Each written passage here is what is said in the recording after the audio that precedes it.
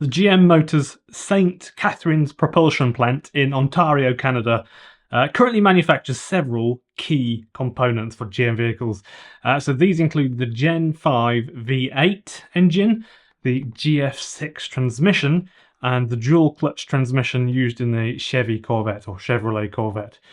So this plant has been in operation since 1952 and covers a really big area. I'm not sure the square footage, and employs around 1,100, 1,150 people. So the plant is also set to produce motors, basically drive units, and small bits of gearing around the single gear for a lot of electric car motors for GM's electric vehicles based on the Ultium platform. Until recently, when they made a really stupid decision, and they said perhaps one of the silliest things I think you could say in this context, I think, especially when you look at the things that are happening in the last 5 or 10 years and the next 5 or 10 years. So basically, GM are hoping to expand their EV capabilities, which is why they've said they're not going to produce this motor in this plant anymore, and they're going to keep focusing on the V8 and V6 engines. It's the stupidest thing. They really did say that. So they're already lacking in a really good, solid plan for the future, other than the fact they did say they're bringing the Bolt back into production. They need all sorts of things to produce electric cars. They've got the Cadillac Lyriq and the Chevrolet Silverado EV. These are cars that they're going to continue to make. The CEO, Mary Barra, said this. So we will continue with our long-standing strategy of building to demand on for our propulsion technologies. Not management speak. That's not management speak, but it does sound a bit stupid, doesn't it? So she also announced, as some of you will know, that the Chevy Bolt, which is a brilliant car with a really good range, as a lot of you know, that is returning in 2025 as an affordable EV that is going to be built on the Chevrolet or the GM Ultium platform. This is really good news because that was a really good car and loved by a lot of people. Hopefully it's nice and cheap when they bring it back, and they're not going to try and do lots of things and then stick 30% on the price. I really hope they don't do that. So the reason why I'm talking about this is because the US is going through a phase whereby the state is basically buying them some time with regards to competition, with fending off foreign multinational companies, BYD, MG, for example, Polestar. They're buying them some time, the state. The state is buying GM some time to help companies like GM and Ford, and they're still focusing on V8s, of all things V8s. I mean, how stupid can they be? It's pretty dense, in my view, obviously. I don't know about how you folks feel about it. Let me know in the comments. But even in the US, where V8s are much more common, it's still quite a dense thing to do, I think. It's very short-sighted. And it's so short-sighted, I think they're basically looking backwards.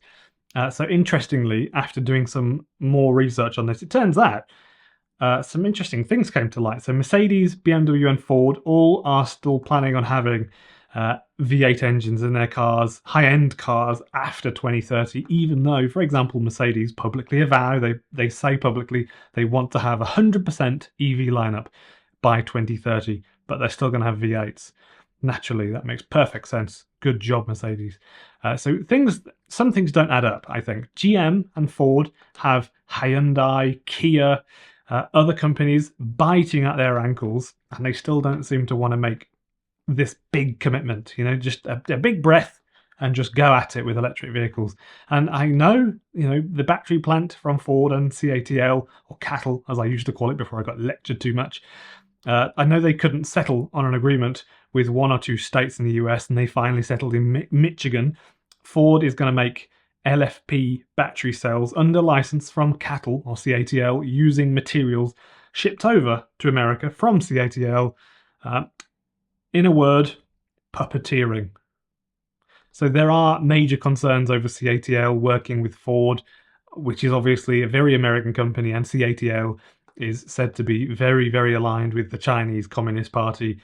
They're not very liked, as you probably know at this point. So this deserves a whole video on this on its own, but I'm not sure how to tackle that sort of topic on my YouTube channel.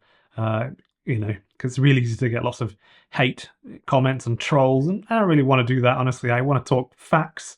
I don't want to, you know, I want to, if a spoon's a spoon, I'll talk about it. I don't really need to venture into, you know, the Chinese party, really. I don't really need to do that. There's no point. But I can see, for example, I can see BYD make brilliant cars, better than a lot of current manufacturers that we're just used to. That's just, in my view, that's a fact, but a lot of people don't think the same thing, and it doesn't really go with the mainstream narrative because it's a Chinese car. So that just because it's a Chinese car, cars like BYD and MGs are meant to be rubbish. But what if they're not rubbish and they're actually really, really good and they're a little bit cheaper? Hence why people are buying them, and you know, the US are having to do these tariffs to you know, fend them off, basically. So there are all sorts of interesting facts and things to chew on, chew over here, I think, when you talk about the origins of CATL, when it started, how much money they've received from the Chinese state, how they shield their ownership so much so that a lot of people from abroad can't buy their company, and lots of weird little things. I won't rant on about that too long. Let me know what you think in the comments below. For those of you that are new to the channel, I'm Ben Alexander. I normally don't talk so fast, but I just had an inkling this was going to be a bit ranty, so I'm shortening it by talking faster. Yeah, please do consider subscribing to the channel. I make videos practically every day. Not every day, though. I talk about the latest stuff that's going on in the EV world. I try to see through a lot of the BS, basically, and a lot of the mainstream media narratives, because I hate it. And also, as a quick side note, I did start this Facebook group. Please consider joining it. I think a chap called Darren Murphy, you've joined it. I'm not sure, I haven't checked it for a couple of days, but it'd be pretty cool to start a community of people that are like-minded. They want, you know, cheap, practical EVs for the masses, and, you know, that would be really nice, wouldn't it? If we could have that, just a group of people, we could always just chat about the way things are going to go in the future, basically, and how we want things to look, and talk about reasonable, cheap, practical EVs, not Cybertrucks, for example. Although I'm not really massively against the Cybertruck, it's just not my cup of tea.